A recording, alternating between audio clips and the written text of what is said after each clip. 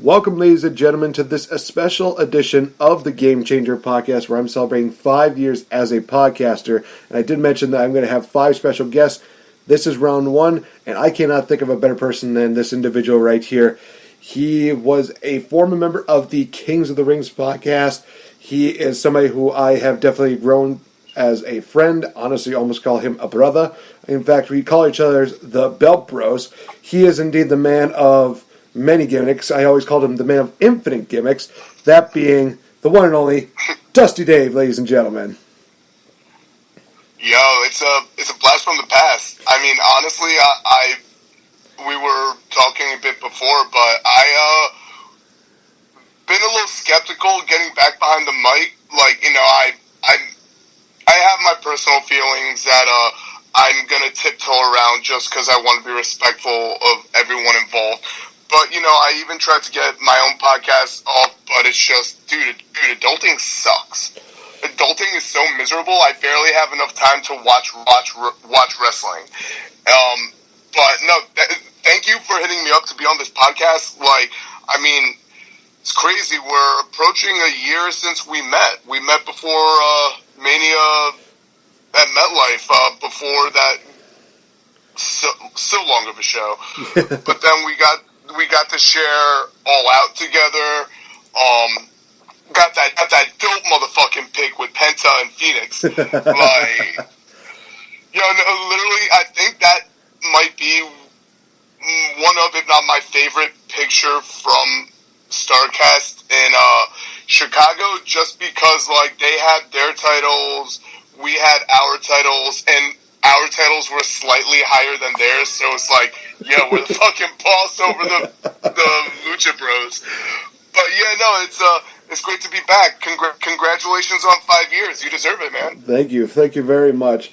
And honestly, it's been one of those things that I knew I had to have you on the show because we talk, you know, sporadically, whether it's through Twitter or through DMs and stuff like that. But we've never really had like this kind of one-on-one time since after All Out, and we were doing one show for me, and then we did one show for your podcast, and I definitely wanted to ask you about that, because obviously there's only been one episode. Is there a possibility of future episodes in the near future? There absolutely is. I've been ever since I, like, you know, graduated and I've been working more full-time at my job. Well, not full-time, but I'm literally like an hour below, and that's where my manager keeps me just so she doesn't have to pay me time and a half. But, you know, with all that, like, we had the one episode, and I mean, like, my last hurrah of wrestling events last year was All Out. Like, I went to, you know, some Evolve shows, and I went to a couple local shows, and then I went to MLW at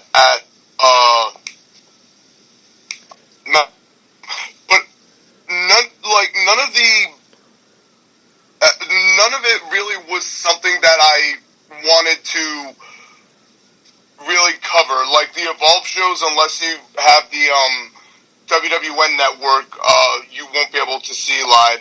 And then the MLW shows, their Fusion episodes, I felt like if I discussed stuff about that, it would have been kind of like spoilers. And even, like, you know, when I used to podcast with the Kings of the Rings, unless it was, like, one of those, like, holy shit spoilers that WWE decides to spoil themselves, I don't think it's appropriate to do those.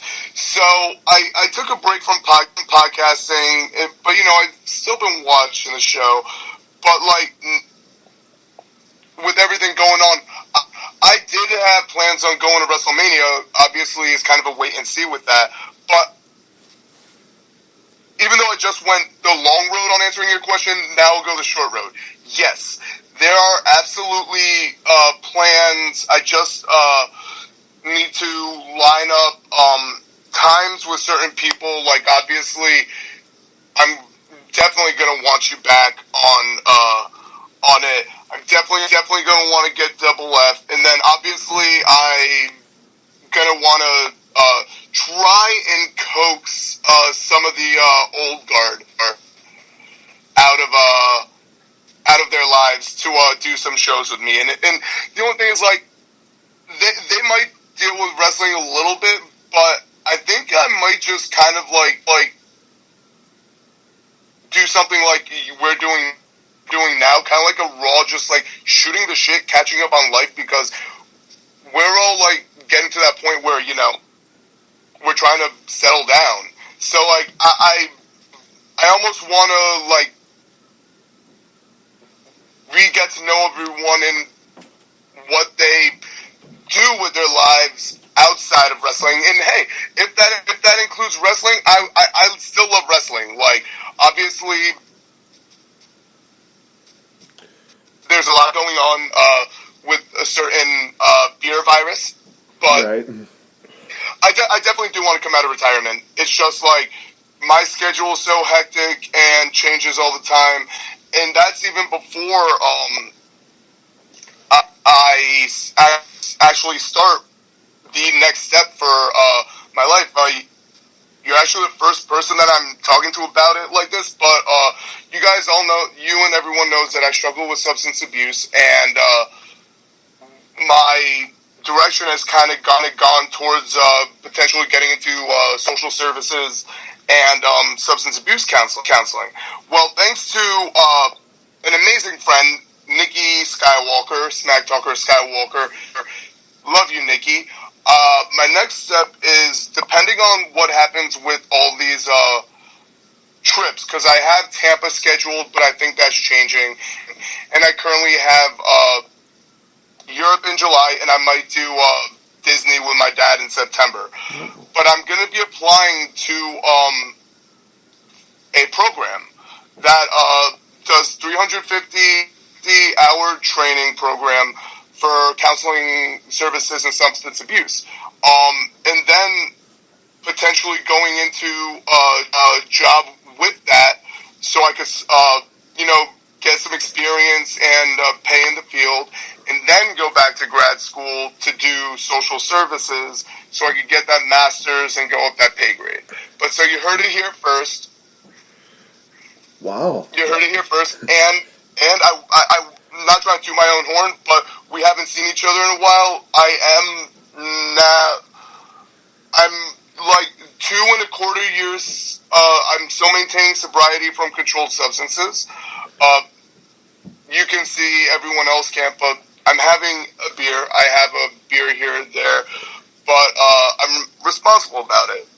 Yeah, no, definitely. And first of all, congratulations on that, and best of luck to you with that, because in all honesty, nobody knows the battle of, battling substance abuse better than you. We could definitely go back to the This Is Me episode that you had with Ant, where, you definitely revealed a lot of what you went through with that, and the struggles you had to, maintain that sobriety.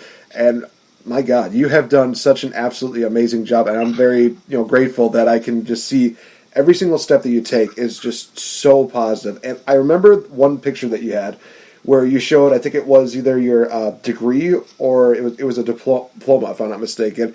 And I just remember. So I did officially just get my diploma 2 weeks ago. So even though I was graduated, I do officially have my diploma. And it just so happens that next to my dog grooming shop is a custom framing shop.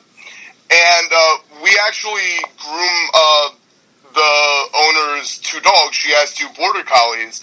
So I with the amount of money I spent going to school, withdrawing from classes, taking time off, then going to finish the degree, I figured, let me get this bitch, like, nice frame. Now, I was fully prepared to pay the full amount. Yesterday at work, she brought it to me, and when I tried to settle up with her, mind you, custom framing, especially something that size, it's like $500. Jeez. She didn't charge me anything. She only said, this is a gift from me, Rowdy and Khaleesi, her 2 dogs. However, anything else you get done here, I'll charge you. And I'm like, deal. I felt really bad because, like, she did a really good job with it. Like, with the matting and Like, when you post this, I'll also, like, tag a picture of, like, the diploma in the frame. But just, like, seeing that frame, like, I brought it home yesterday, and my housemate, and his girlfriend just got home. They're like, what the fuck you get? And I'm like, yo, it's my diploma frame. And, like, they literally, like, kind of, like, rallied around me and kind of like, dude, you're graduated. And we did, like, a toast. And, I mean, just knowing how much, like, time I dedicated to and wasted because of, like, you know, the substance abuse, the changing of the major, but to finally have a degree, even though it's I can't do shit with this degree, it's still, like, you know, a notch in that bedpost, so to speak. Yeah, no, it is honestly really great. And the first time I saw that, I was just like, oh my god, this is awesome. This guy has gone so far since, you know, your first day of sobriety, and you have definitely been just building up and up and up to just becoming that person that I truly believe that you do want to be. So again, wishing you nothing but the best, but also just congratulating you on all the success. Very proud of you. Very happy that, you know, you're doing everything you can to be, like I said, the person that you want to be right now. So again, congratulations. Well deserved. A classic "You Deserve a Chant" insert here. Thank you. It means a lot. Like, I will say, like, over, like, the years of my substance abuse, getting through it, and then moving forward because of some incidents that happened, I've lost a lot of friends. Like, people think, I put on, like, this facade that I'm, like, really popular, but, yeah, like, I literally, like, can count, like, the people who still keep in touch with me, like, on two hands, like, and just for shits and gigs. Some Ty Dillinger. But yeah, so I mean, like, it's unfortunate, but, like, the ones who've stuck around, you, and obviously, like, you know, Brother Rob, like, the RWA fam, like, every meet and greet I go to, I will always be wearing some form of RWA merchandise, and, like, I think it started to catch on, like, whenever I go to Evolve, I always happen to wear the black that just has a mask outline. And the first time I wore it to a show, Cassius Ono was like, "Yo, that's Raya Di Jalisco's mask. That's, like, really dope." And I explained to him that, like, you know, a podcast network that I'm part of, they actually have this mask on their logo, and he's like, "That's dope. Like, that's a really nice homage, so to speak." And every time I've worn that somebody, like, from the Evolve squad, like, "Yo, Riot Age Jalisco." So I mean, it's starting to catch on, like, but no, it's good to know that even with all the changes in, like, you know, the lineup of the friends, so to speak, that there's, like, you know, that like, group of 10 that, like, are just constant. Like, I mean, I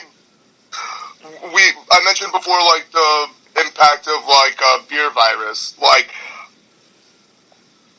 not next Tuesday, Wednesday, the following Wednesday was supposed to be Blood and Guts. My first AEW TV taping. And it's actually been rescheduled. The new date is, ironically, the day after I get back from Europe, so I don't have to change. But I'm not convinced that they're going to hold off the match itself until July. So I was going to see, like, Scott Rand, Brother Rob, Jeff was looking to go, and Philium was going to be coming down. So when we all had this group chat, and obviously, like, it sucks we're not getting the show, and we may not get the first ever Blood and Guts and Match Beyond. But what we are more pissed about is that we're not going to get to see each other. Like, you know, so that sucks. But I mean, obviously, even those who have kind of, like, distanced themselves from the wrestling, like, if you want to get together, you know it'll happen. It's just a matter of schedules. Like, you know, some have families or going towards that area. So it's just a matter of scheduling. Like, I know earlier, a couple months ago, you were talking about what's the next show we're going to do together. Yeah, I know that, you know, there's going to be a lot of people that would probably like to see more pics of us just being goofy and silly, and who knows, maybe this time around I can actually get a video of you asking, like, Kenny Omega or something, a question like that. I'm not going to lie, like, there are a few times that I'll, like, scroll back to, like, those videos, and, like, especially that video of you actually getting the mic and asking Cody, which, mind you, is immortalized in the StarCast volumes on Fight TV. So you could always, like, go back and see that, like, professionally, like, done. But I go back and I'm like, yo, that's fucking dope. Like, I've always wanted to be at one of those, like, symposiums, so to speak, and ask a question, or even at the karaoke and do the song, and you didn't get just one of them, you got both. and so, like, it's good memories. But yeah, I do hope that one of these days, but I'm not gonna lie, my history of trying to ask legitimate questions when I'm starstruck, so to speak, is not good. Even if I'm, like, stone cold sober, like, I haven't had a beer, everything. Sometimes, like, especially if you've listened to the podcast when I was a regular second chair with Kings of the Rings, even when I'm sober, I still have a relative, like, stuttering problem, and, like, whenever it's like meeting the Undertaker, it's like, thank you for everything you've done for the industry, and I honestly sound like Jimmy Ballmer from South Park. Well, hey, as long as they get the point across, that's what matters. I mean, so first of all, I did luck out when I got Real American for that karaoke thing. I'm just going to let the record stay forever. Yeah, just getting that chance to talk to, you know, Cody. And I always tell people that one of the things I respect about Cody is the fact that when he's answering a question, he's looking directly at you. So it kind of feels like you're the only two in the room. Yeah, he was literally staring into your soul. He was literally staring into your soul. And I mean, I've met Cody like 2 or 3 times now. And the first time was actually on my birthday for Ring of Honor. Really? And, like, I was showing him my Zelda quarter sleeve, because, you know, he's a big Zelda fan. And he has the Triforce under his ring. Oh. And at the time, he had an alternate finisher that was being billed as Din's Fire. If you're acquainted with the Legend of Zelda series, Din was one of the 3 goddesses that made the tribe. But, like, I literally just said, dude, like, Zelda, I showed him the arm, and I showed him the progress, and last time I met him, he's like, bro, that arm's getting, like, really sick. And, I mean, I have 6 Zelda tattoos, and by the end of the year, I'm going to have my 7th. Oh, wow. And it's just a matter of what it's going to be. But I will announce I'm leaning towards the 8-bit Link. Ooh. Like the like pixel image, like, you know, the box pixels. Yeah. And I'm thinking of that going, like, right over here. The only thing is I need to make sure, like, my tattoo artist knows that he can't do the borders, like, with the really dark black. It has to be, like, faint gray. But I have 2 tattoos planned next month. And they're actually going to be pretty dope. No, definitely. And we definitely do talk a lot about the StarCast experience, whether it is meeting with everybody that was there, whether it was all the crazy stuff that we went down with. I still love the story where you gave me your meet and greet to meet best friends. Oh, the best friends, and they signed an MJF. that was great, but that was where you also got to meet. His face. Yeah, they did, and that was because you had to go meet up with Flip and Marty, and I think wasn't that the time where you where he basically just said, like, it's like, Dave? Yeah. And he's like, oh my god. I mean, so I get there, and mind you, StarCast in Chicago, the pro wrestling tee store is basically a madhouse the whole time. They have the lines for the meet and greets, and the meet and greets are done in not like where the shirts are. If you've seen the pictures, they have like a back room towards like where they have their warehouse stuff and where they make the shirts. And so nobody knew if the meet and greet was still going on. So while they're finding out, they let me and this other guy who showed up exactly the same, they let us like peruse around the store. And then like magic, the doors to the back open, and I just hear from Marty, is that Dave? Like, I can't do a really good English accent, I'm sorry. And he's like, I thought you would have been first in line. And I'm like, yo, I got here late, the traffic was bad. And he's like, get the fuck back here. So, like, I literally was like the second to last person to get the meet and greet with Marty and Flip. And I mean, Marty I've met like 5 times now, and every time, like, I either have, like, a new piece of his merchandise, a new shirt. I have both Nerds jackets from him, like the leopard print one and the new one that was released for Starcast Baltimore. And they even have, like, a track jacket with Villain. And when I met him at Ring of Honor right before G1 Supercard, you know, where I was held to a hold harmless agreement when I got hurt. He's like, nice Trekkie, and it just so happens he was wearing the same damn fucking Trekkie. But yeah, so like, I made that, and I mean, I still have to meet the best friends, and I mean, I'm hoping if they ever do like another Starcast, it's up in the air, like there are none on the books. They have to do best friends with Orange Cassidy now. No, definitely agree with that. So, one thing you did mention earlier was that it is getting close to about a year since we actually met, face to face, because we actually met through Kings of the Rings, we met through Rant with Ant, met through all this podcasting deals, and we got the chance to, finally get that iconic Belt Bro deal outside of WrestleCon for last year. Yeah. By the way, I did find the shirt. Really? But yeah, I found the shirt. However, obviously, like, since then, things have changed. Like, me and the Kings of the Rings have parted ways. Mm-hmm. So it's a kind of dated shirt. We might need to get the 2K20 deal taken care of whenever we decide what the next show we're going to is. Because, I mean, obviously, I think you had mentioned the desire to do one of the Big Four. I definitely want to, and it seems like now for the Big Four is they're going back to doing the access signings. So we might have to get modern day Belt Bros shirts. Yes, you know what? I definitely do agree with that.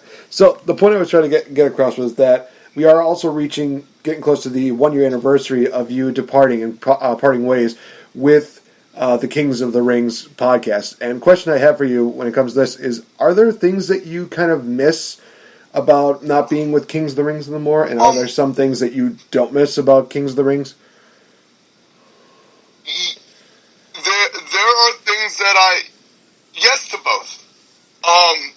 Like, if you guys listen to us, I had a really strong relationship with the guys, and I'm not gonna say it's completely gone, but it's not the same. Obviously, I understand Will, Ricky, and my replacement, Kate, who before I continue with that sentiment, I want it to be known here.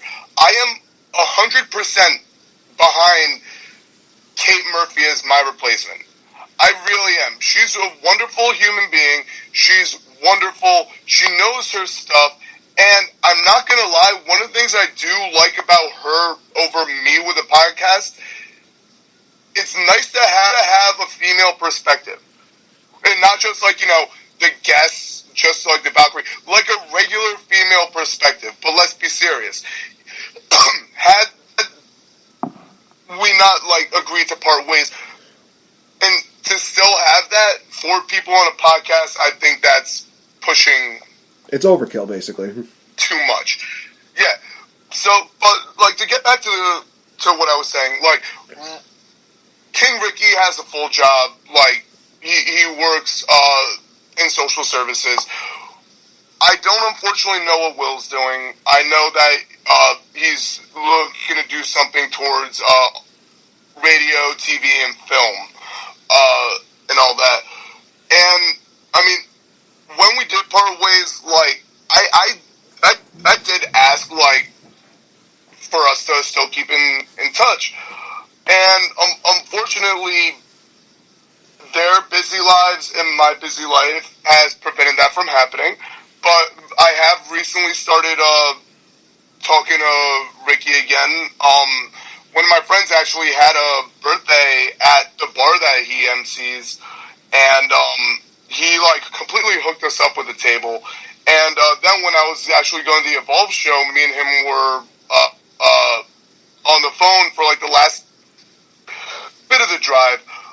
Unfortunately, me and Will haven't really reached out to each other. I hope that changes. Like, not only are me and him, like, you know, former podcast hosts, like, he did get the current Kings of the Rings podcast off the ground again after he debuted with his friend Christian with me.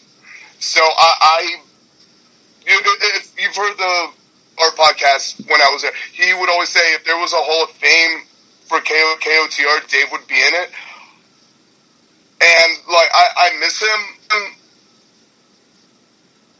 We're not just podcast brothers, we're like fraternity brothers as well. And when he was rushing the fraternity, like me and him literally during a Rush event sat down, drank beers, and talked wrestling. Like that was the Rush event. So I miss that, but going towards the other side of it,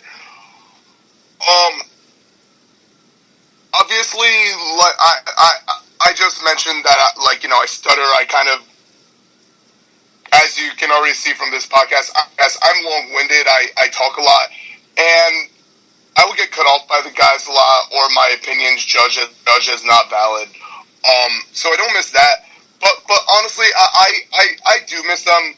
Like, I still have hanging on my hat rack the Kings of the Rings hat that I had made. And, I remember when I took my leave of absence, asking if I could wear it, and they're like, we'd prefer not. So that was kind of the realization when potentially we're going in different directions. But I wish them all the best. They're killing it. But even not just so much missing them.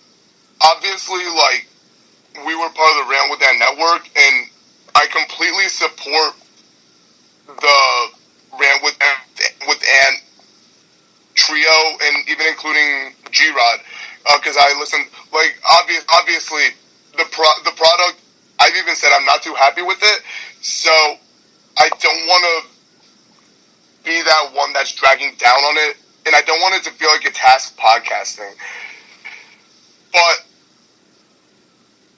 it's been hard without still having them. Like, I still have them in my life, but I don't have them like we did, if you know what I'm saying. No, I definitely do get what you're saying. I do agree that there are some things that are very different when it comes to Wrestle Addict Radio. I mean, in the last few months, we lost a good chunk of the people that we used to have. We lost Mance for a Gift Podcast. We lost Jeff Famaccio. We lost the Fourth Wall WrestleCast. So we felt there was a point where it felt like maybe this is the end, but I was one of those people that said, I want to keep this thing going. Because honestly, it's going to be a full year since I got the message from Ricky that one of Ant's last requests was to get... Yes, was to get you on it. Yeah, it was to get Game Changer. To get you on. I very much enjoy listening to your podcast. Thank you. And you and Fretz have such a great chemistry. It's one of the few times like an American and a Canadian actually get along and don't want to kill each other. And I mean, like, I'm not gonna lie, we vibe well. Like, you're my belt bro, but your chemistry with him, like, is through the roof. And, I mean, I like how if there's something big going on in the modern, you'll talk about it, but that you guys will dip around. And you're not exclusive to one Fed. Like it I like it. It's a change of scenery. It really is. Well, thank you. We definitely do appreciate it. And, I mean, I'm very happy that Wrestle Addict Radio is continuing. Wrestle Addict Radio and the Rant with Fam will always hold a special place to my heart. And hey, congratulations on finally getting a merchandise website. Yeah, sorry, I finally saw that, and then I even looked through it, and you guys even have beach towels. I'm like, yo, that's so dope. but no, like obviously, like I hope you guys make sub lists in that, so you guys get updated merchandise for each of your podcasts. Even like your personal personalities, like, yo, can we please get a Fretz shirt? Can we please get a NateFNGreat shirt on there? And yo, Kate Murphy needs her first friggin' merchandise. My shirt never got off the ground and came to the rings. Neither did Will's. I'm not sure if he's like into that anymore or not. But yo, get Kate Murphy a fucking shirt. Get her like. Can somebody make her a logo? Like, she is the queen of the King to the Rings, and it, or even if update the logo in, like, the three posts, have two crowns and then one queen crown. Like, yo, please, send this that way. Kate needs her fucking shirt. You heard it here first. Get Kate a shirt. Hashtag Kate needs a shirt. I think I'm just going to dub that this episode. I'm just going to make this episode Game Changer Podcast presents Kate Needs a Shirt featuring Dusty Dave. I think I'll just do that. Please do. Like I will always love her. She's awesome. Like one of my favorite times meeting up with her was when we all did Evolution together. At the time I was with Kings of the Rings. We did the Kings of the Rings tailgate. That was amazingly catered by Jersey Mike's, and they even gave us free extra subs.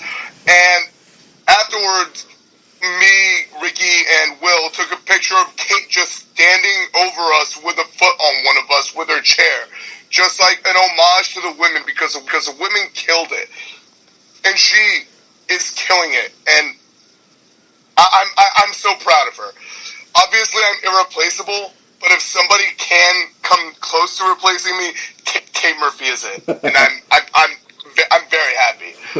Unfortunately, I can't tune into like everyone's podcast in a timely fashion, but I still listen.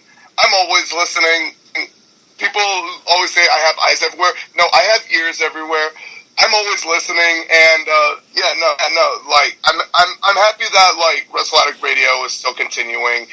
And, there's always going to be the podcast coming in and the podcast headed out for whatever reasons they may be. Like, I had mentioned going to Chamber, meeting up with Double F Double C, Jeff Palmacchio.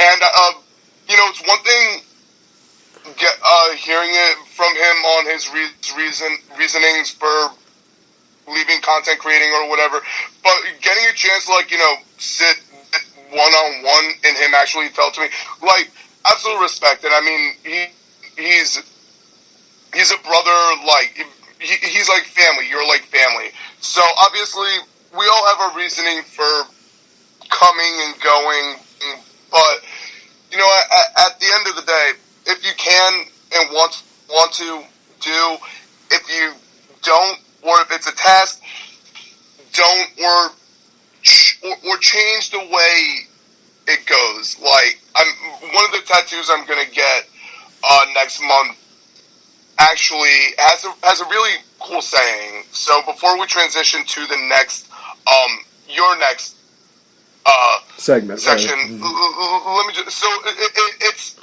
it's playing card related, okay.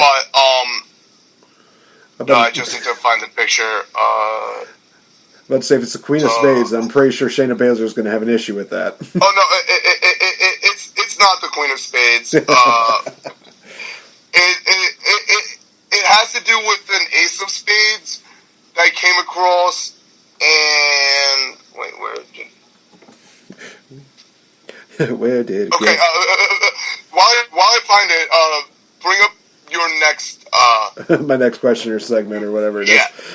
Okay, I found it. Sorry, okay, there we go. Okay, so if you can't change the cards you're dealt, change how you play your hand. Okay, that's good. So like one of the 2 tattoos is gonna involve that my tattoo artist actually is drawing it all up from scratch. But so like, you can't change what life throws at you. You just have to. You can only change how you handle it being thrown at you and send it back.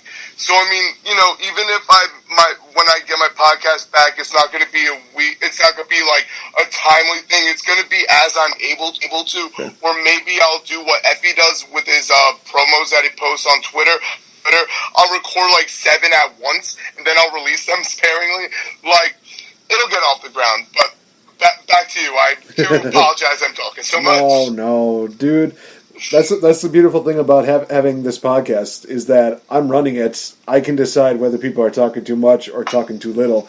If you got a lot to say, I'm encouraging it. I'm one of those people that will say, get whatever you want to say. This is not about me. This is about my guest. And one of the things that one of my colleagues would like to ask, that being King Ricky, he wanted to know the experience with Elimination Chamber, because we definitely have heard a lot of mixed reactions on how the matches went, the reaction of how everything went down. So, from somebody who was there, what was it like? All right. So, first, I want to preface it with I had no expectations going into the event.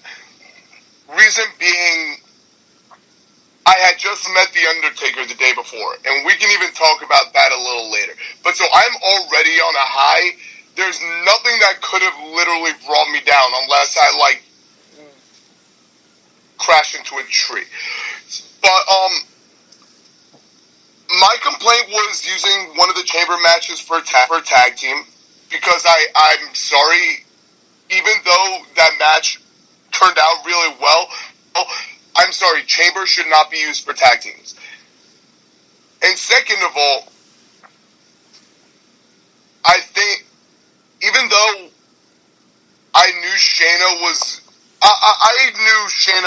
was going to be facing Becky, I didn't think they needed to use the second chamber for the women, the Raw women's. I think it should have been used for what they initially planned it for, the SmackDown women's. And I think it would have been amazing. But after Shayna Baszler's Royal Rumble performance showing, you knew she was going to be facing Becky. So I would have much preferred anything, even having a women's triple threat. Even if she was still going to go over, the only thing I liked about the match was her rummaging through all other 5 competitors. However, I think for the SmackDown women's, it would have made more sense, and I would have liked to see the men's match. But obviously, in the past, we've seen Royal Rumble contracts for Mania defended in the chamber or No Way Out. And obviously, if you had Roman in it, people would complain that if it was for the Universal, people would complain that if we knew it was going to happen. So I like that he did it the way he did, but I just would have liked to see another single person chamber rather than tag team. But now getting to the amazing things. Daniel Bryan versus Drew fucking Gulak. Oh my god. I still haven't watched it back yet because I have like a 2-week waiting period before I watch back events that I've been to. Mm-hmm. But yo, the crowd was eating it up. And then now, if you watched last night's SmackDown from Performance Center, the Performance Center, we could potentially see Drew Gulak and Daniel Bryan, 2 technical wizards in a tag team. So that match was amazing. And then the AJ Styles Aleister Black match. I didn't really think Taker would show up at like a bullshit pay-per-view. Like, it's one thing if it's Saudi money, but for him to hear that gong and then lights go out and then him right up behind, like overall it was so much better than I expected. It's up there. Like, mind you, the only other non-Big Four pay-per-view I've gone to was Backlash, and that was an awful pay-per-view. So it's up there. It's not the best, but it's definitely not the worst. Okay, so fair enough. It is really good to kind of hear that kind of perspective from somebody who was actually there, because you can only hear so much on the network, or so much they're trying to kind of tune out on the network, because obviously they want things to work their way for some reason. I can't imagine why. But and I do have one more complaint. Oh, by all means. So each of the chamber matches, they had somebody who had earned the last entrant, right? aka the final chamber being open. I'm sorry, when it's between the 2 teams, and you know who's coming in next, and you know who's still coming in last, you don't need to do the goddamn like randomizer. Like, we know who the fuck's coming out, so don't waste the time. Just get them into the goddamn match. There's been previous ones where they've literally done that. Why they did that this year is beyond my knowledge, and I'm not going to complain about it because there's no point anymore. It's just how WWE like to do it. So to circle back to the one question that you had was that some people are probably going to want to see us do wacky stuff again and hang out again. As far as like the next big show, we could probably expect possibly for the Belt Bros to make a reuniting. I would love to personally, and this is not even like playing you guys. This is something that we're literally just playing right now, more than likely. Yeah. I think that it would be cool for us to go to a Royal Rumble event, because after this last year, it's been just one of those things where it's like, oh, I really love this. I love seeing this stuff live. It might be better.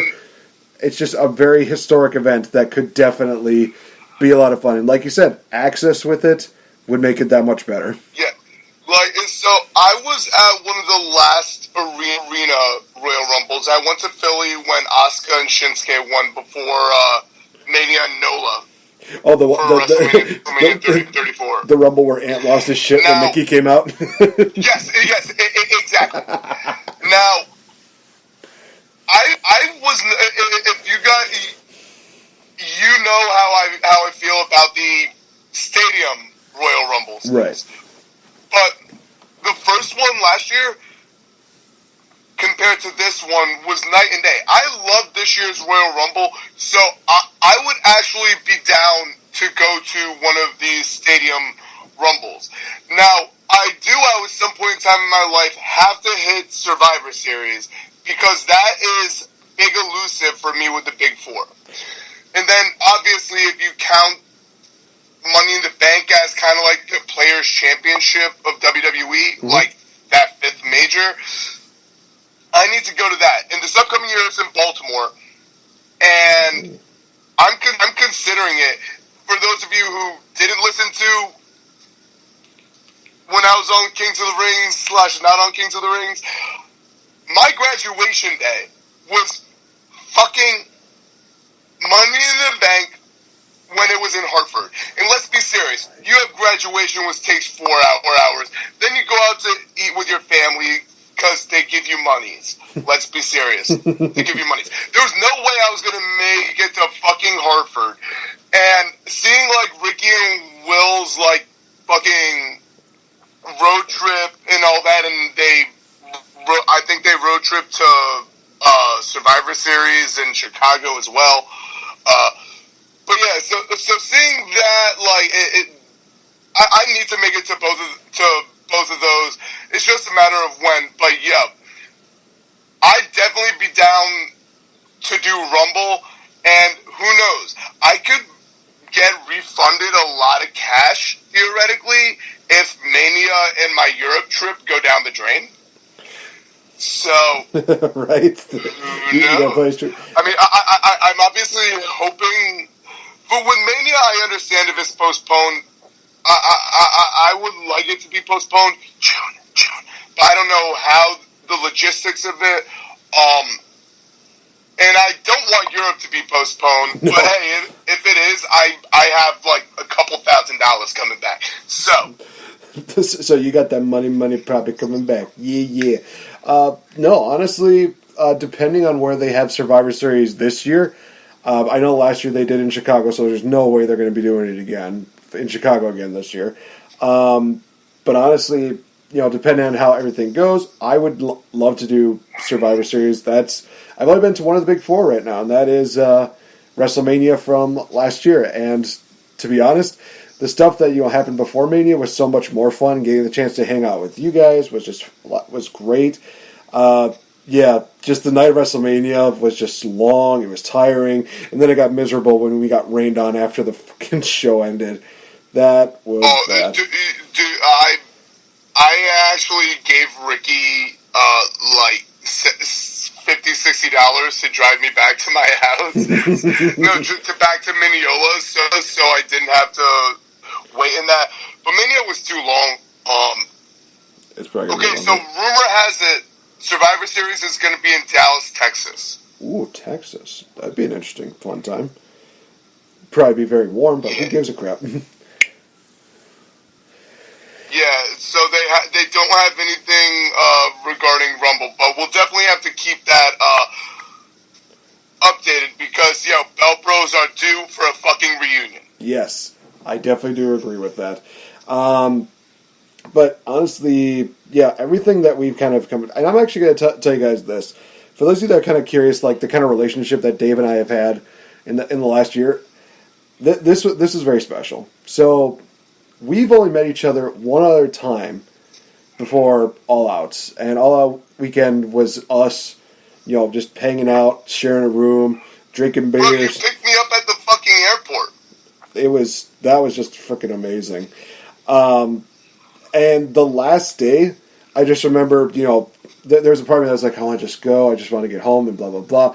And it wasn't until we, hugged for the first time that it kind of set in, the weekend's over. Everything is just it's just done. Because I'll tell you this, it's crazy because I think we hugged 4 or 5 times before we finally parted ways. Yeah, we really did. You kind of said it best. You're getting ready to go. But those hugs really did signify the end of the weekend. Now, mind you, we had StarCast, we had, we had everything.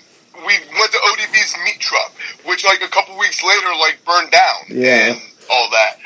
And, all the meet and greets, Punk, Lucha Brothers, and then we had that amazing show, All Out. And, it's crazy because it's like that with the holidays. It's like that with your birthday. It's like that with these vacations. They're booked so far in advance, and then every day you get closer, it gets bigger and bigger. Then you're finally there, and then next thing you know, it's finished. And that, I couldn't go to All In, which is always going to be the original. Mind you, it wasn't part of the company yet.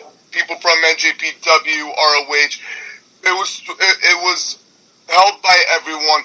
I was in my program, and I couldn't get a lot of trips like that taken care of. And obviously, it was.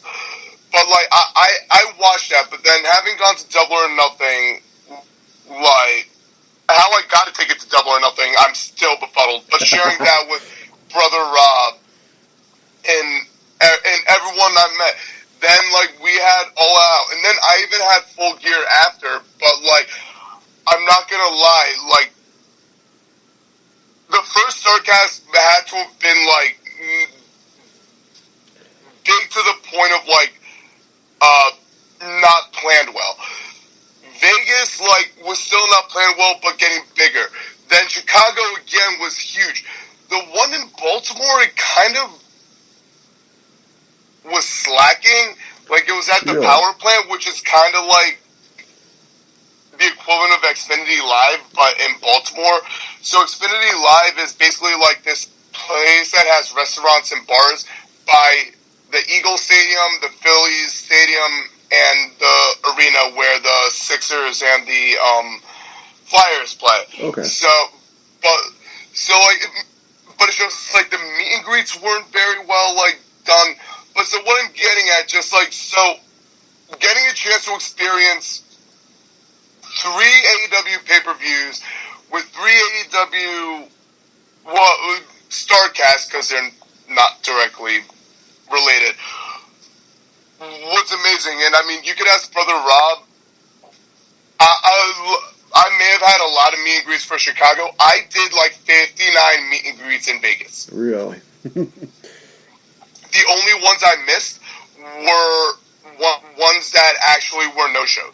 Oh, okay. So, and then like somehow I did all of them but the best friends, which I gave to you. So all of the meet and greets I purchased were completed. And then I kind of like just went for, I want to say like,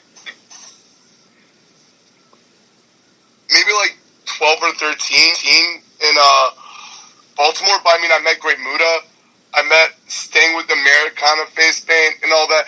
But yeah, so like, these events are built up for so long, even like just us meeting. Like, I remember you and Will were talking about how he was going to put you up.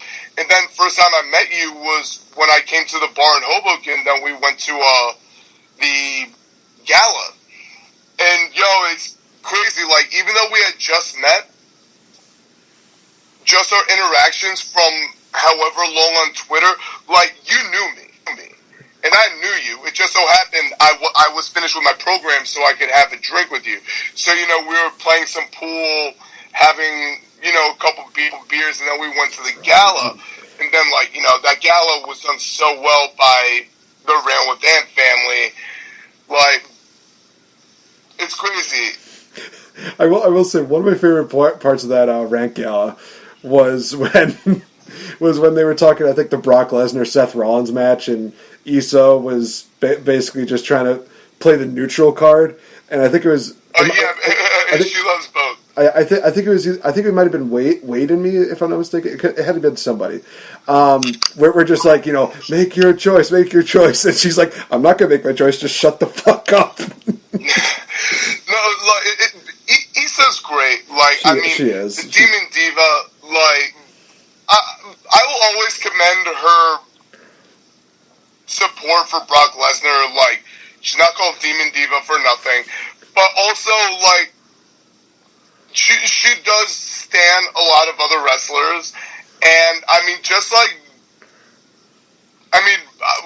one of her most recent ones was Randy Orton, and sometimes when she's talking about Randy Orton on the Twitter machine, he's Daddy Orton. So, or like when she met Becky Lynch, and she literally, like, mind you, Issa is very fashionable. Yes. And she was wearing, like, bang-rang outfit, and she had, like, the high heels on. And she literally, like, bowed down on her knees to Becky Lynch. and I mean, like, it's amazing. Like, I mean, one of my favorites, even though he's, like, being promoted, is Killer Cross. And, like, any chance I get a chance to meet him, you two hit it off really well. Like, yeah. Oh, and I mean, like, I'll put it this way. The other tattoo I'm going to be getting next month is going to be a Killer Cross related tattoo. Oh, that's awesome. I made an announcement like a week ago that I've settled on a wrestling idea tattoo that I'm going to be getting. And it's going to be Killer Cross. You heard it here first. Jeff does know, and it's a really dope idea. But like where I'm getting at is just like even with products not going as well as they could be, we all stand our wrestlers. We all stand our wrestlers. Like Philium's a huge Tessa fan, huge, and he'll support her wherever she goes. Issa will always support all of her favorites, and will always like stand Roman and Nikki Bella. And she's pregnant now, and like he having two girls, like he knows what's going through her head, like holy shit. So he has a connection like that with her. And then me with Killer Cross, and you even with Demon Bunny, or like your Leva Bates, you love your women's wrestlers, but just like wherever they go, we will follow. No. We will follow, and then like to be able to see it, like even if they do something we don't like because they're heels, just supporting it, or even if they're like not favored by a large chunk of the population, like Issa will rep Brock Lesnar to her grave. Like I agree. You got to support that, because let's be serious. Even not just in wrestling, how many people like that team's getting really popular? Let me jump on that bandwagon. Or like I support the people who were fans of Bray Wyatt before the Firefly Funhouse. Like me, Cody Repass, Kimber Last Kick, we went to meet Asuka together, and we met up with Bray's superfan.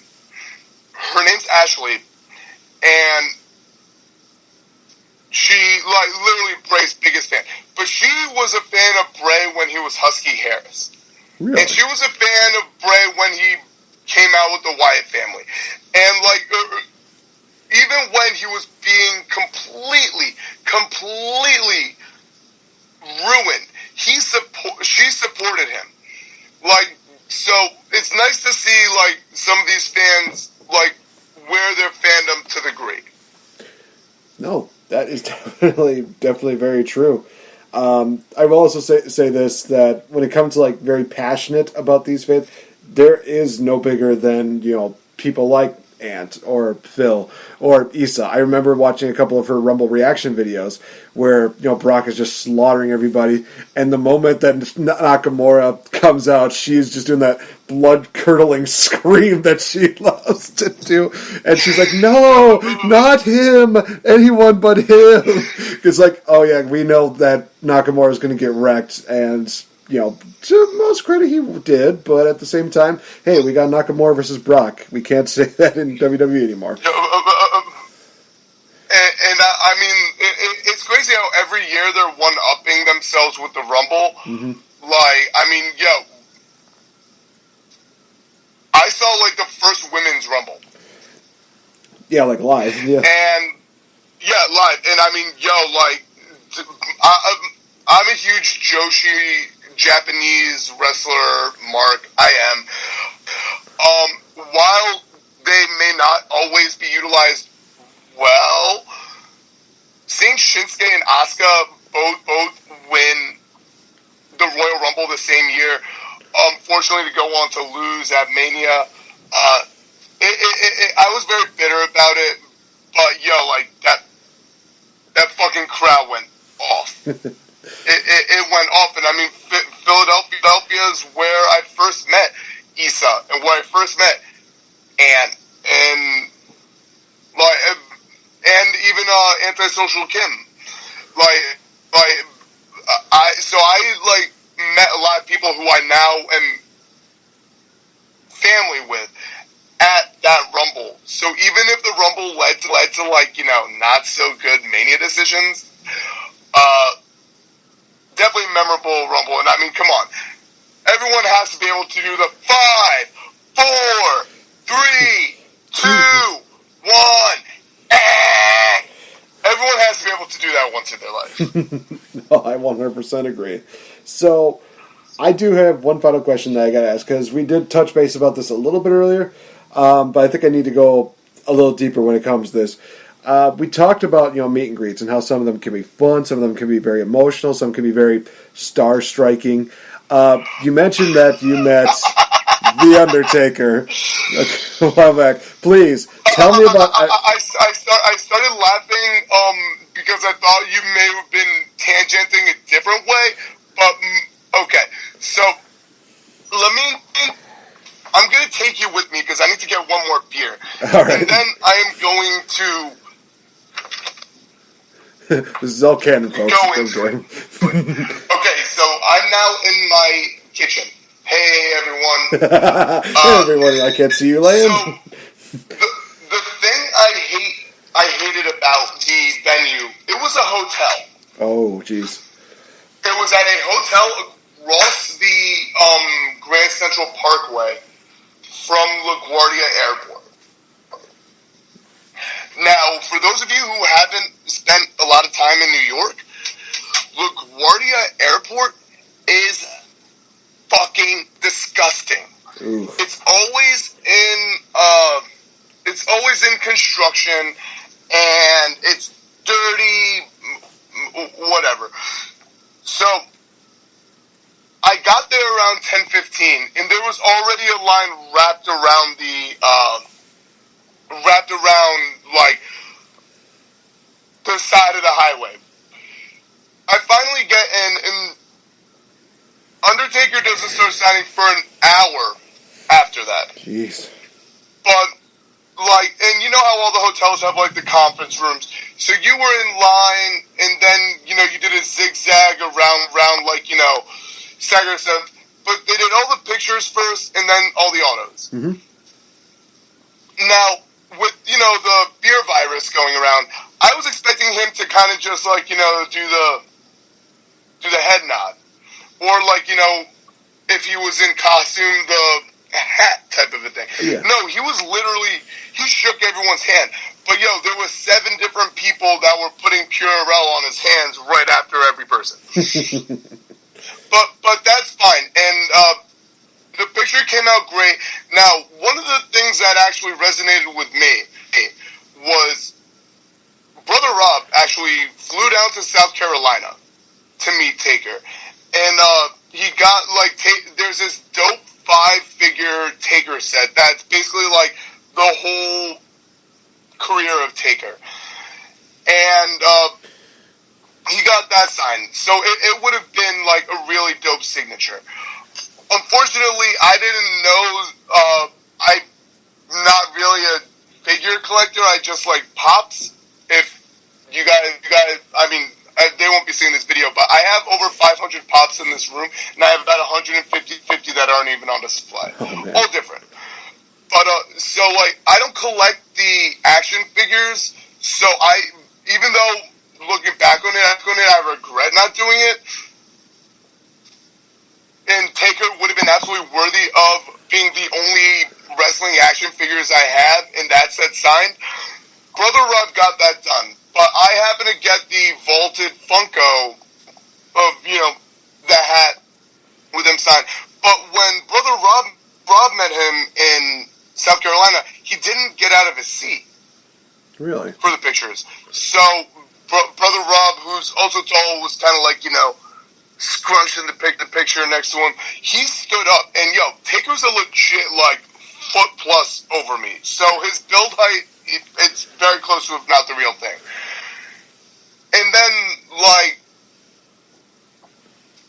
went back for the autograph, and I didn't even have to tell him. He signed Undertaker in the lavender purple marker, so it just looks so beautiful.